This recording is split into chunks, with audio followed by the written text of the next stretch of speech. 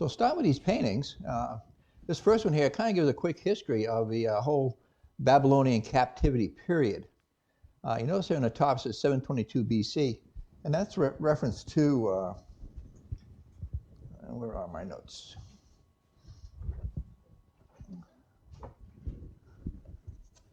Reference to the northern kingdom.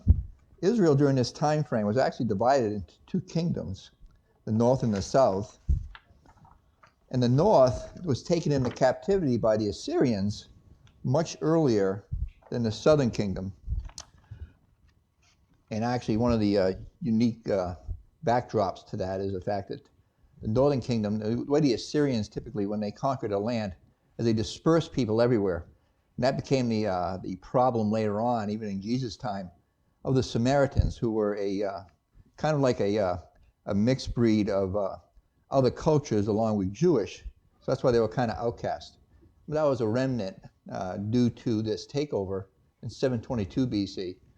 The 10 tribes of the northern area were taken captive by Assyria. We see that over in 2 Kings 15:29. And so in the days of Pekah, king of Israel, came Tiglath-Pileser, king of Assyria, and took Ijon and, I'm not even going to try that word, Abba-Beth-Machia, and Genoa, and Kadesh, and Hazar, and Gilead, and Galilee, all the land of Naphtali, and carried them captive to Assyria.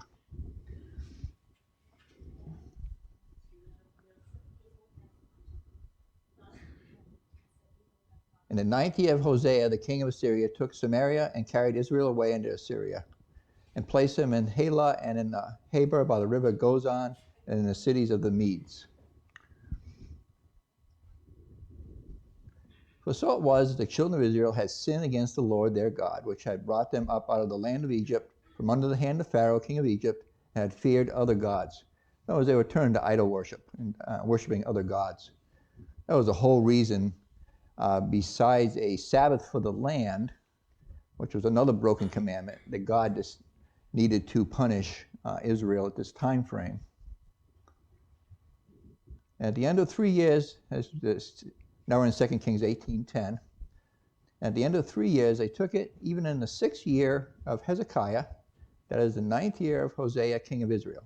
Samaria was taken, and the king of Assyria did carry away Israel into Assyria, and put them in Halah and in Habor by the river Gozan, and the cities of the Medes.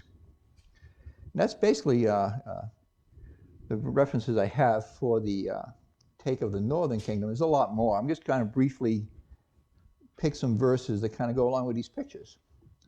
Now we come to Daniel, 605 BC. And the young Jews were taken captive. And this is when Daniel was actually taken, which we're studying. And we see that in Daniel 1 through 4. In the 3rd year of the reign of Jehoiakim, king of Judea, came Nebuchadnezzar, king of Babylon, under Jerusalem and besieged it. This is one of 3, as you'll see depicted there on the painting, of 3 sieges. Because actually, and originally, Nebuchadnezzar wanted to keep Israel as is, except he wanted the kings to honor his rules and follow him. Well, that didn't happen, and so ended up in the 3rd siege there in 588 BC that he destroyed the city. But continuing on here, Daniel. And the Lord gave Jehoiakim, king of Judea, into his hand with a part of the vessels of the house of God, which he carried into the land of Shinar to the house of God, and he brought the vessels into the treasure house of his God. And the king spake unto Ashpenaz, the master of the eunuchs, that he should bring certain of the children of Israel, and that would be including Daniel, and of the king's seed and of their princes, children in whom was no blemish, but well favored and skillful, and all wisdom and cunning and knowledge and understanding, science, and such as had ability in them to stand in the king's palace, and whom they might teach the learning and tongue of the Chaldeans.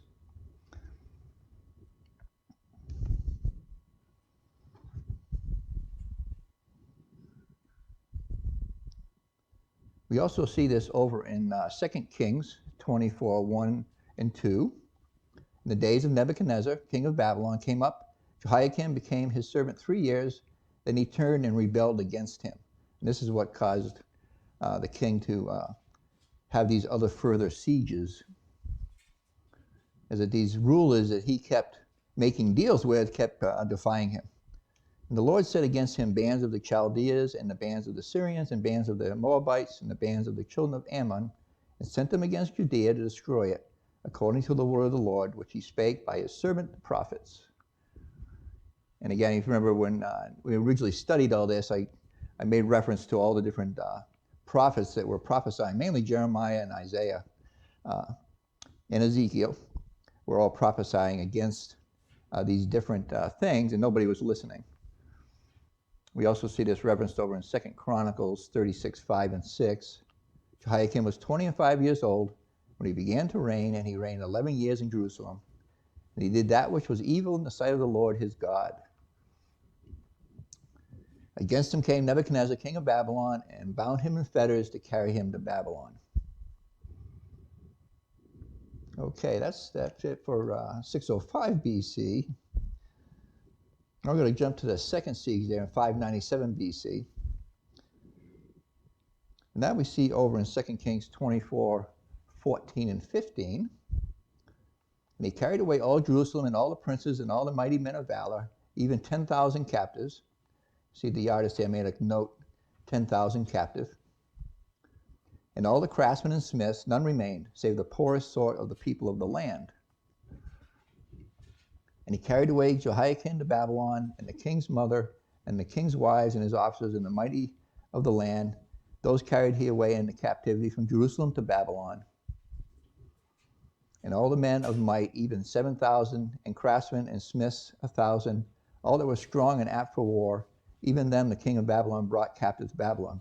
Now this is when Ezekiel, if you were with me during my Ezekiel study, this is when he was actually taken from Jerusalem and taken to Babylon.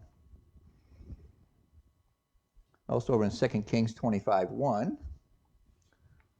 And it came to pass in the 9th year of his reign, in the 10th month, in the 10th day of the month, Nebuchadnezzar, king of Babylon, came, he and all his hosts, against Jerusalem, pitched against it, and they built forts against it round about.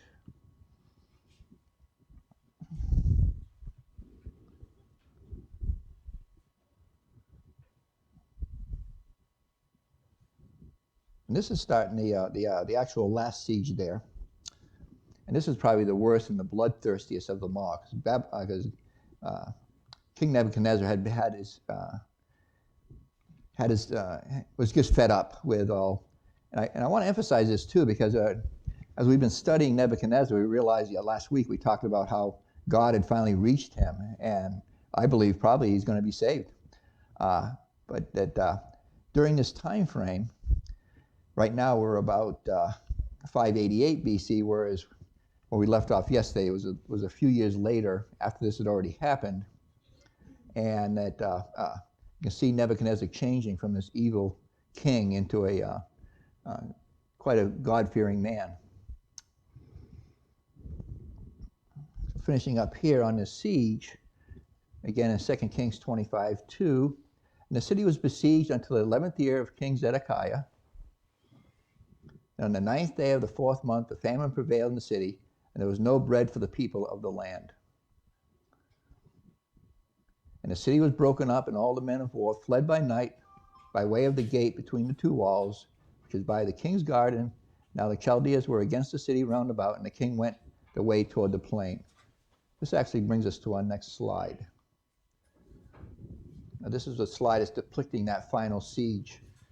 I'm kind of looking at the picture a little bit. It was pretty bad. The siege lasted like 2.5, 3 years. And during that time frame, that's typically how they did things back then. They would block off the city to the point where people would actually starve to death. And unfortunately, they even they resort to cannibalism sometimes. So that's what you see a little bit here in this picture. Over on the left there, kind of the siege on the city and the final destruction of those that tried to escape out the back wall. This is depicting the, I just realized you can't see the picture. No one said anything. Look up, Dana.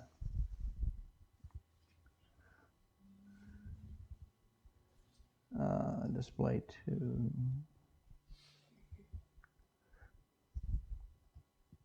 I forgot when I start putting the verses up, it disappears. There we go. Well, let me show you that other picture again. This is the one I've been talking about.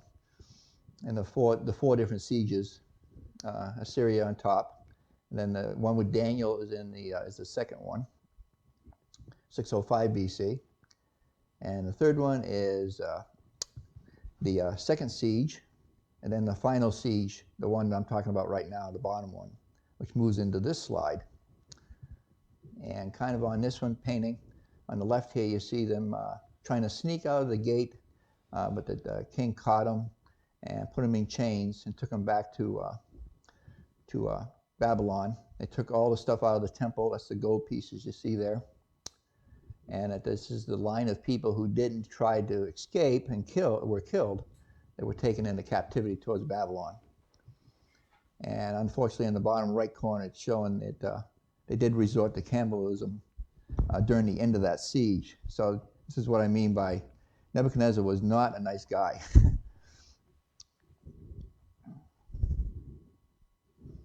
So let's see, where am I now? 2 Chronicles 36, 17 through 21. And the city was broken up, and all the men of war fled by night by way of the gate between the two walls, which is by the king's garden. Now the Chaldeans were against the city round about, and the king went the way toward the plain.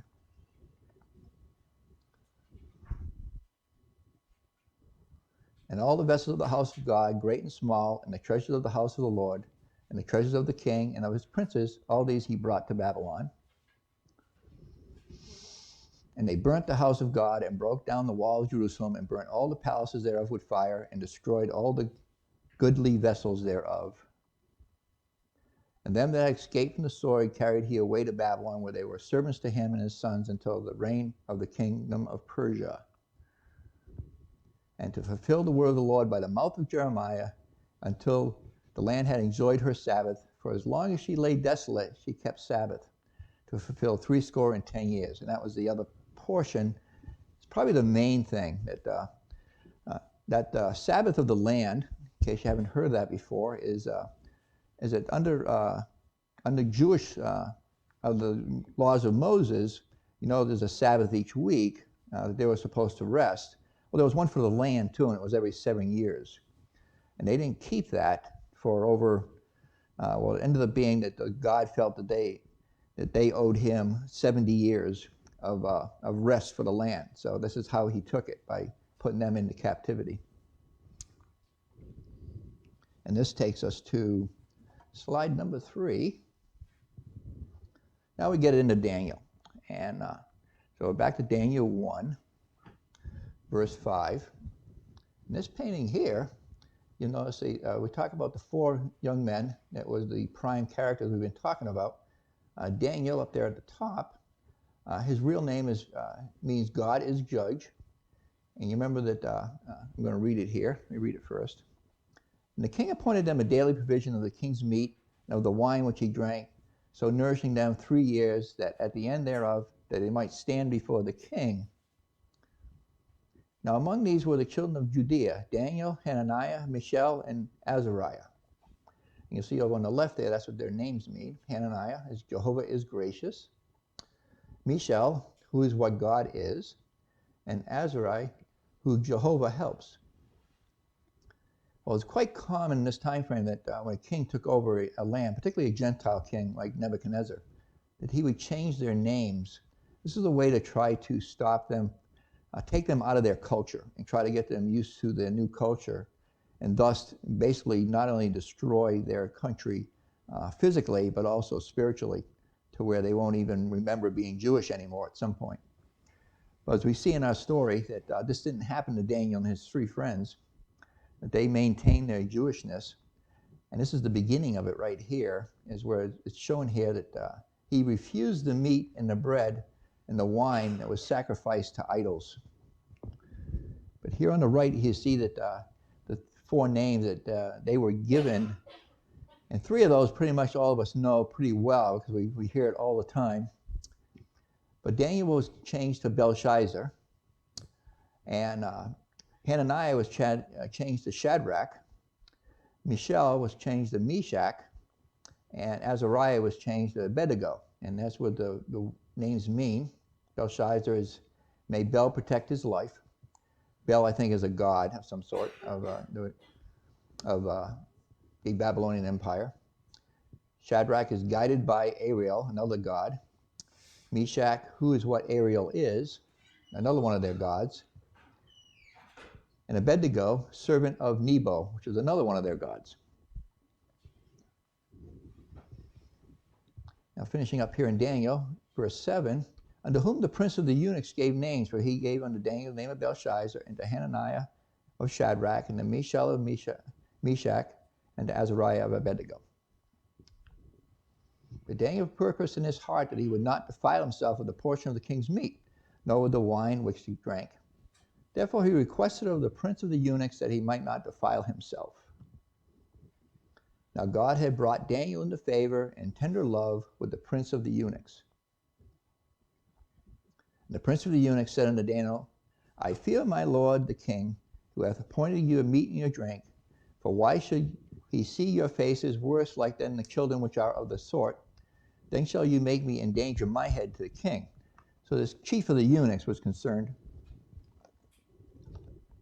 that he would be beheaded. That was Nebuchadnezzar's go-to way of punishment, beheading somebody.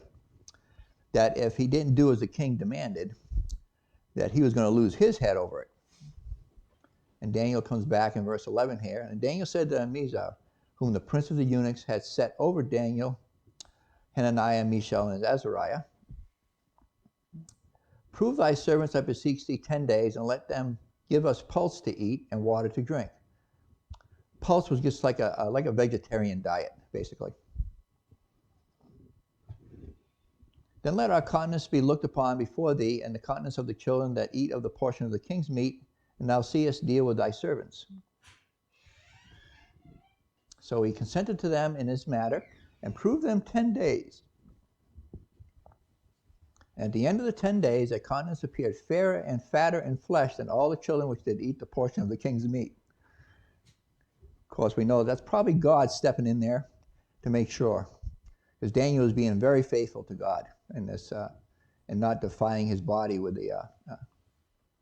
And thus Melchizedek took away the portion of their meat and their wine that they should drink, and gave them pulse. So, first battle accomplished.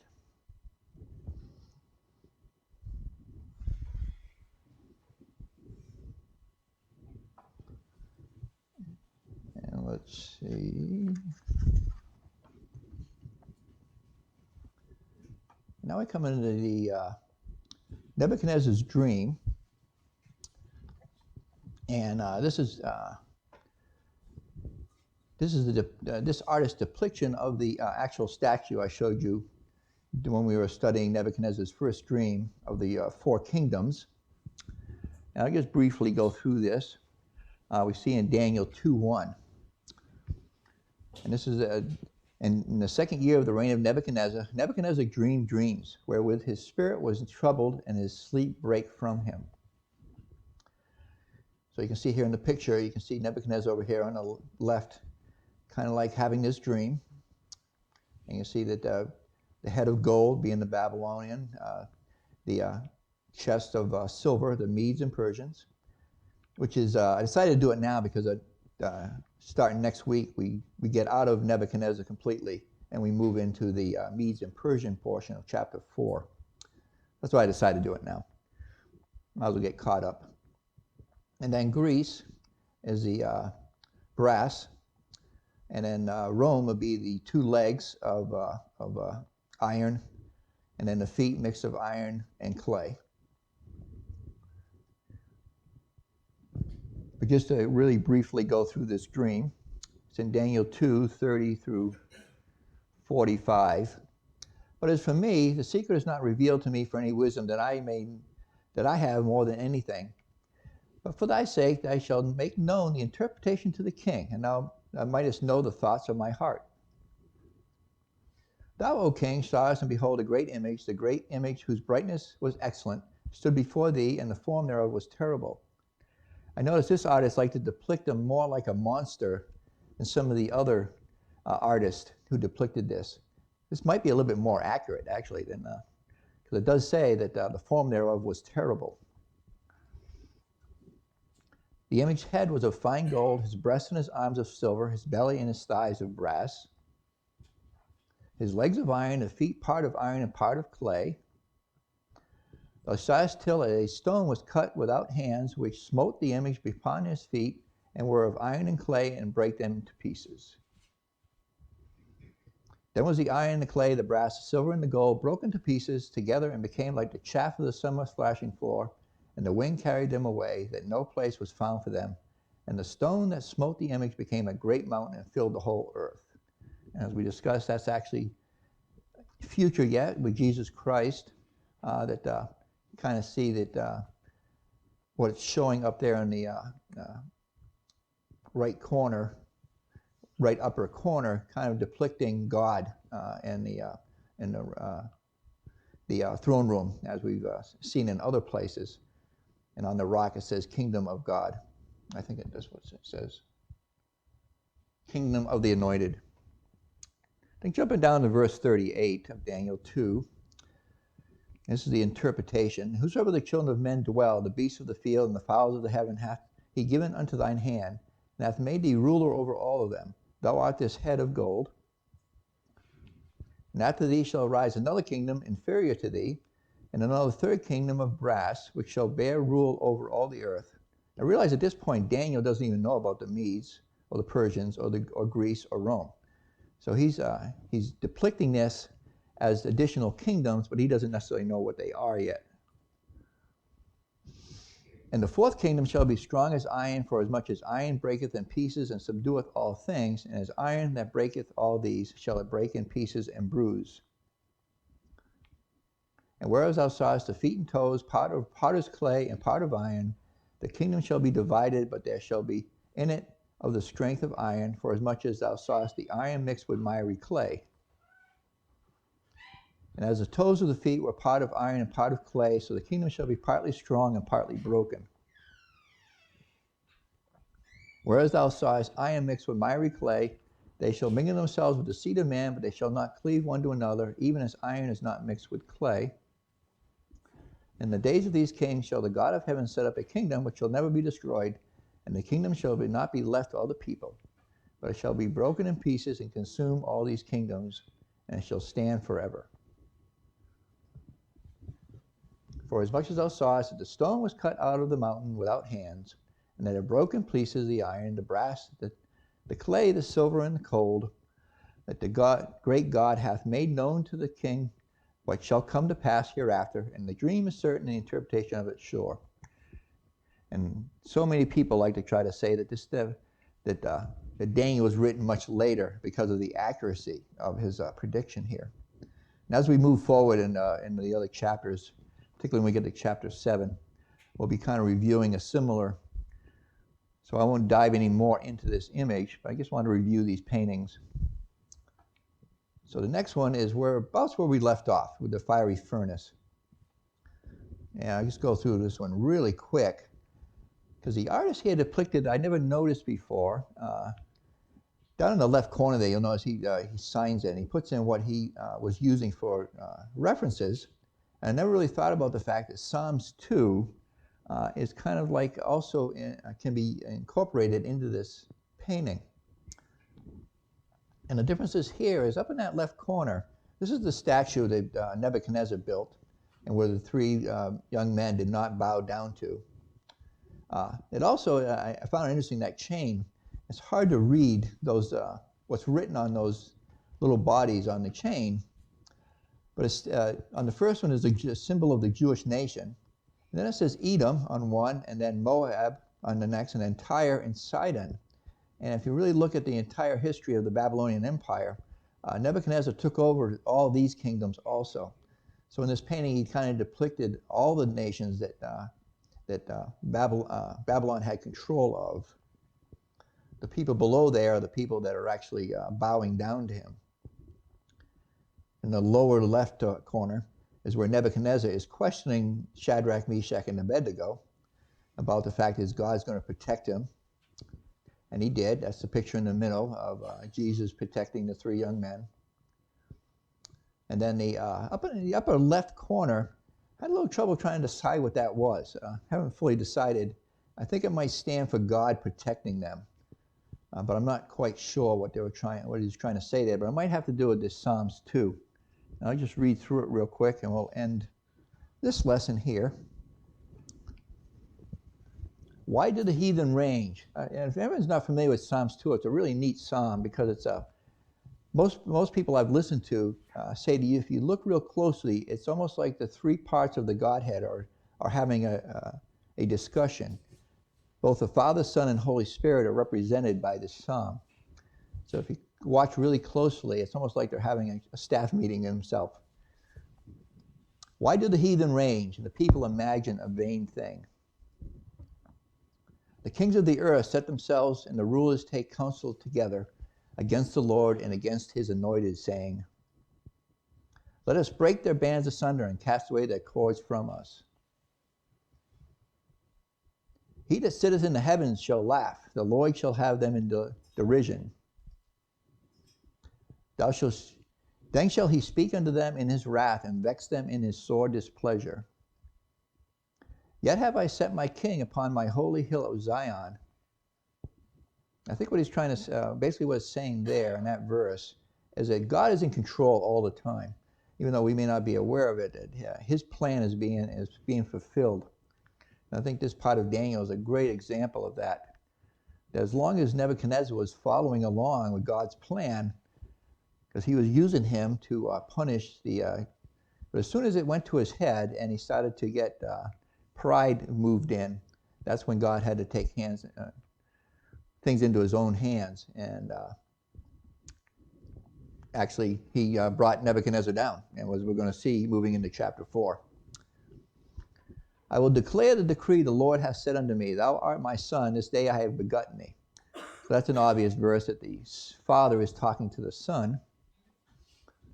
Ask of me, and I shall give thee the heathen for thine inheritance, and the uttermost parts of the earth for thy possession.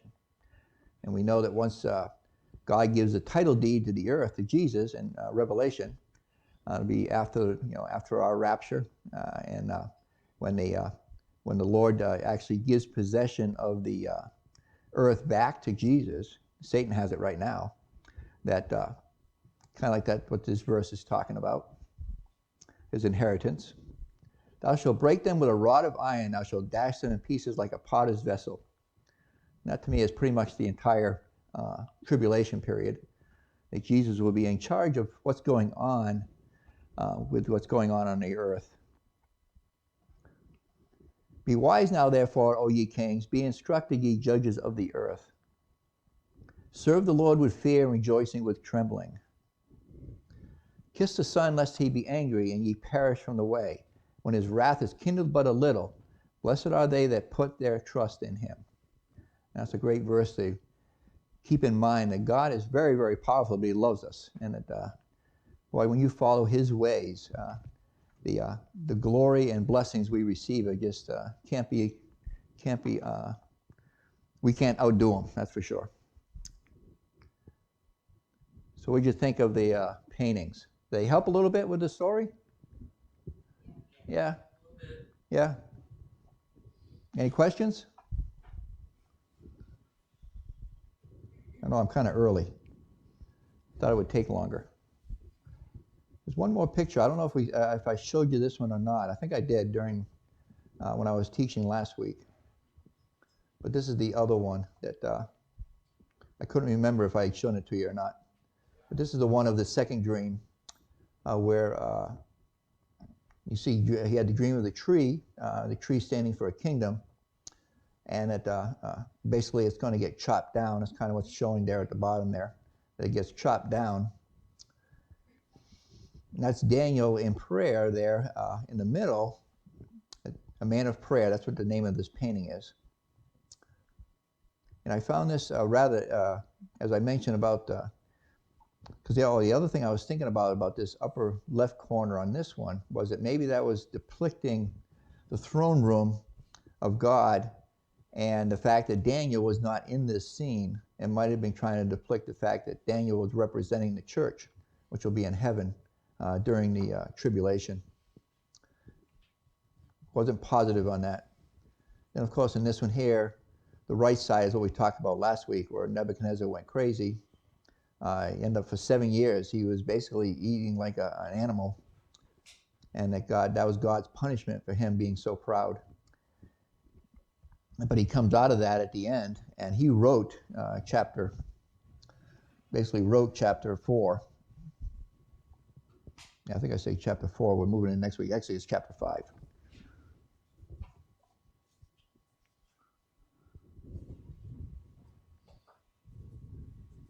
So I can't think of anything else this week. Unless there's no questions, let's just end with a prayer, I guess. Dear Heavenly Father, oh, thank you, Lord, so much for all you do, and that you give us these great visions to help us to know your plan. And looking forward to what you have for us next, and you help us to always be looking for your guidance in all we do. In Jesus' precious name I pray. Amen.